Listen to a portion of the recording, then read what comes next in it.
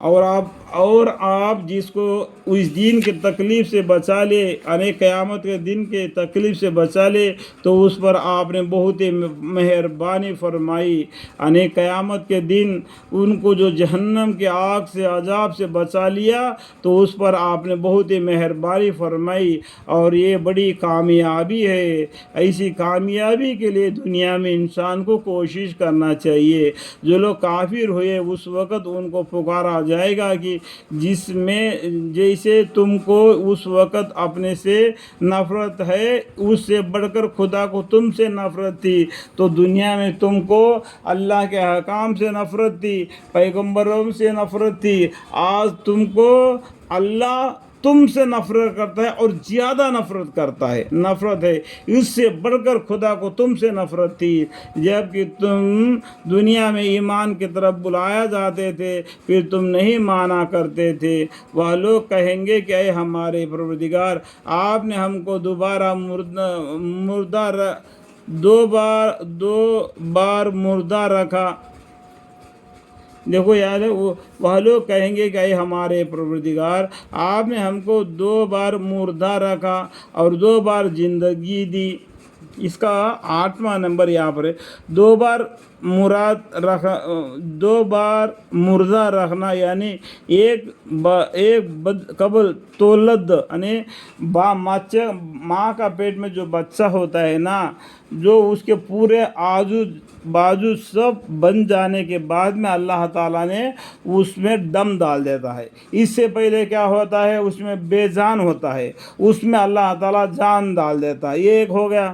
جبکہ حالت جماعت میں تھے جس میں جان متعارف نہیں ہوتی، اور باقیاں آگے لکھا ہوا ہے، باقی اور بہت سی باتیں یہاں پر لکھا ہوا ہے کہ اس کا معنی آپ یہ دیکھ لو، میں پیج نمبر بھی دکھا رہا ہوں، اور یہاں پر لکھا ہوا ہے 8 نمبر فائدہ، تو اس کو پڑھنے سے آپ کو معلوم پڑ جائے گا کہ اس کا کیا مطلب ہے کہ اے ہمارے پروردگار، آپ نے ہم کو 2 بار مردہ رکھا اور 2 بار زندگی دی، تو ہم اپنے خطاؤں کا اقرار کرتے ہیں، تو کیا یہاں سے نکلنے کی کوئی صورت ہے؟ دیکھو اس طریقے سے اللہ سے گڑ گڑا کے دعائیں مانگیں کہ مغفرت کی، لیکن قیامت سے پہلے 80 سال پہلے توبہ کا دروازہ بند کر دیا گیا، ایمان کا دروازہ بند کر دیا گیا۔ اسی طریقے سے 80 سال کا زمانہ گزر گیا، پھر ان پر دفتن اور قیامت آ گئی۔ اب اللہ تعالیٰ نام اعمال سے ان کا حساب لیں گے۔ وجہ اس کی یہ ہے کہ جب صرف اللہ کا نام لیا جاتا تھا تو تم انکار کرتے تھے، اور اگر اس کے ساتھ کسی کو شریک کیا جاتا تھا تو تم مان لیتے تھے۔ تو اس پر یہ فیصلہ اللہ کا ہے جو عالی شان ہے اور بڑا رتبہ والا ہے۔ اللہ تعالیٰ کون ہے؟ عالی شان ہے، بڑا رتبہ والا ہے۔ تم لوگ نفرت کرنے کی وجہ سے یہ سزا وہ اللہ کے طرف سے آپ کو مل رہا ہے۔ وجہ اس کی یہ ہے کہ جب صرف اللہ کا نام لیا جاتا تھا تو تم انکار کرتے تھے، اور اگر اس کے ساتھ کسی کو شریک کیا جاتا تھا تو تم مان لیتے تھے۔ تو اس پر یہ فیصلہ اللہ کا ہے جو عالی شان اور بڑی رتبہ والا ہے، عالی شان بڑا رتبہ والا ہے۔ وہی ہے جو تم کو اپنی نشانیاں دکھلاتا ہے، اور وہی ہے جو آسمان سے تمہارے لیے رزق بھیجتا ہے، اور صرف وہی شخص نصیحت قبول کرتا ہے جو خدا کے طرف رجوع کرنے کا ارادہ کرتا ہے۔ دیکھو ان آیتوں کو، جو تم کو اپنی نشانیاں دکھلاتا ہے، وہی ہے،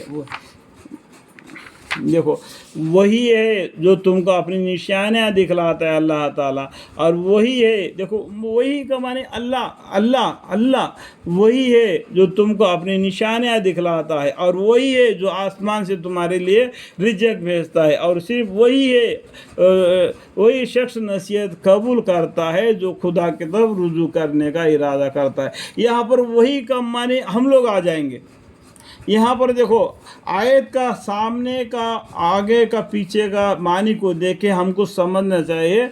देखो यहाँ पर क्या लिखा, वही है जो तुमको अपनी निशानियाँ दिखलाता है। कौन? अल्लाह दिखाता है।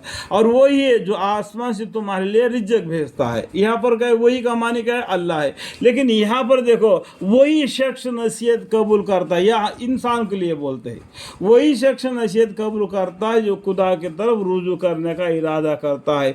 इस तरीके से कुरान को आगे पीछे आयतों को सोच समझ कर पढ़ लेना चाहिए। अल्लाह ताला मेरे से कोई गलती हो गई तो मुझे माफ़ फरमाए और इल्म अता फरमाए। वो को रब्बी जिद्नी इल्मा।